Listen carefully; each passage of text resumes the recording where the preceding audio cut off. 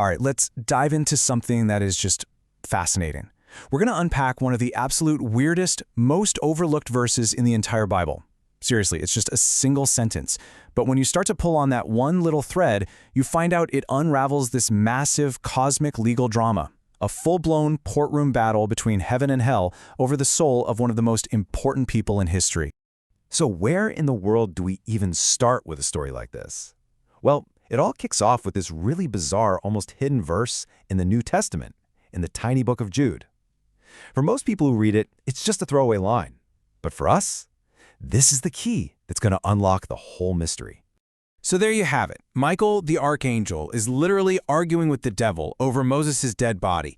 But look at the strange details here. Michael doesn't fight him. He doesn't trash talk him. Instead, he defers to a higher authority, and he uses this very specific, almost legalistic phrase, "The Lord rebuke you." I mean, this one verse just raises a ton of questions.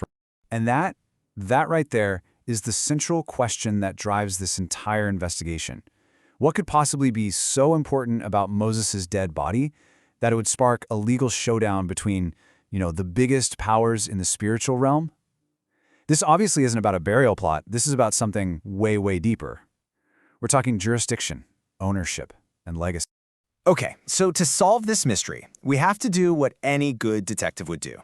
We have to look for a precedent. And you know what? The Bible actually gives us one. This isn't the first time we've seen a heavenly courtroom scene play out like this. We just need to flip back to the Old Testament, to the book of Zechariah, to find the template. Do you see it? It's the exact same legal language. Satan is playing the role of an accuser, a prosecutor, and the Lord dismisses his case with that very precise phrase, "The Lord rebuke thee." This cannot be a coincidence. The author of Jude is deliberately pointing us back to this scene, assuming we'll understand the legal framework that's going on here. Okay, now this is where it gets really cool. Let's break this scene down, because what it shows us is that we're watching a courtroom drama, not some mythological beatdown. Look at the details. Satan is standing at the right hand. That was the official position for a legal prosecutor in an ancient court. And Joshua's filthy clothes? That's the evidence of his guilt, right there for everyone to see. The rebuke from the Lord? Well, that's the judge slamming the gavel down and saying, "Case dismissed." And the new clean clothes he's given? That's his vindication. This template gives us the exact blueprint we need to understand what was happening over Moses' body. So, if this is a court case, then what was the accusation? Well, get ready for this, because here's the most shocking part of the whole story. The accuser, Satan, actually had a legitimate case against Moses. He wasn't just making things up. He had a real claim. The first piece of evidence is hiding in plain sight. It's Moses' own name. The name Moses comes from an Egyptian name element, mose, which means born of or son of. You see it in names like Thutmose, which means born of the god Thoth, or Ramses, born of the god Ra. A name like that back then wasn't just a label, it was a dedication. It basically encoded a cultic allegiance to the entire Egyptian religious system he was born into. And the case just builds from there. Come on, imagine you're the prosecutor for a second. You could point to the fact that Moses had blood on his hands for killing that Egyptian. You could argue he was initiated into all of Egypt's forbidden priestly knowledge, what the Bible would call sorcery. Your whole argument would boil down to this. Before Moses ever served Yahweh, he belonged to another kingdom, another system. There was a prior claim on his life, and from a strictly legal point of view, you'd have a pretty solid case. So, with a legitimate accusation on the table, how in the world did the defense respond? Well, this is where the strategy gets absolutely brilliant. The defense didn't even try to argue that Moses was innocent.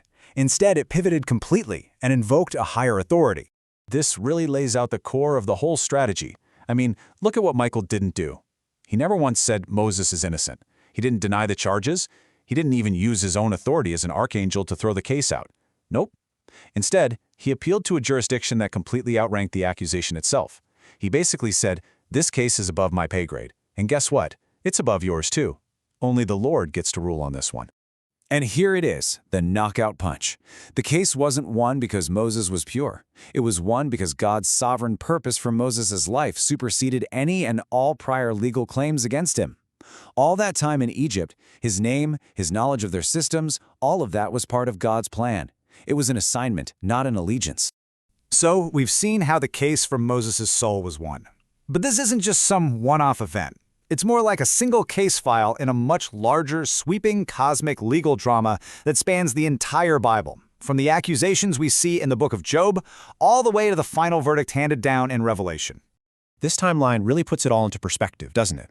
You can literally watch the accuser's legal authority just diminish over time. Back in Job's day, he has open access to the heavenly court. By the time we get to Zechariah and Jude, yeah, he can still bring cases, but he gets rebuked. But then comes the cross, and that event fundamentally rewrites the entire legal landscape. It defeats the very basis for all his claims. And finally, in Revelation, his job as prosecutor is abolished, for good. And here it is, the final verdict from the book of Revelation.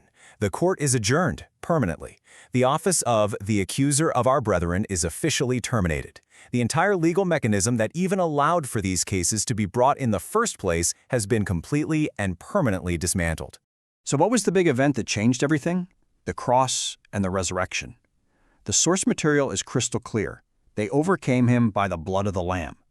Now that's not just poetic language, it's legal language. The sacrifice of Christ completely nullified the accuser's jurisdiction. See, Moses needed a special one-time divine override, but after the cross, there's a standing, universal verdict of acquittal for all believers. And that brings us to the final, really powerful conclusion here. Why does this ancient cosmic court case matter to you and me today? Because it reveals the ultimate principle of divine ownership. It reveals God's ultimate title deed. The foundational legal claim of the entire Bible is sitting right here in this verse. And this isn't just pretty poetry. This is a statement of title. This is God holding up the original deed to the planet and saying, "It's all mine." That includes everything and everyone on it. His ownership is the primary claim that predates every other claim. Now think about what that means.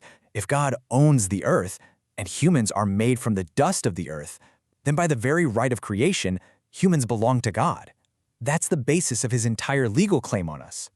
And this is the core takeaway of this entire thing. God isn't buying back something he lost. He isn't negotiating with some rival owner. Redemption isn't a transaction. It's a reclamation. It is the rightful creator reasserting his ownership over property that was always his to begin with. So the story of Moses becomes this incredibly powerful message of hope for us. It means that no prior oath you took, no system you were ever a part of, nothing can outrank God's claim on your life. An accusation is not an ownership document. Any contracts the accuser thinks he has are legally unenforceable against the higher authority of the Creator. And the resurrection, that's the final physical legal proof of God's ownership. So we'll end with this thought.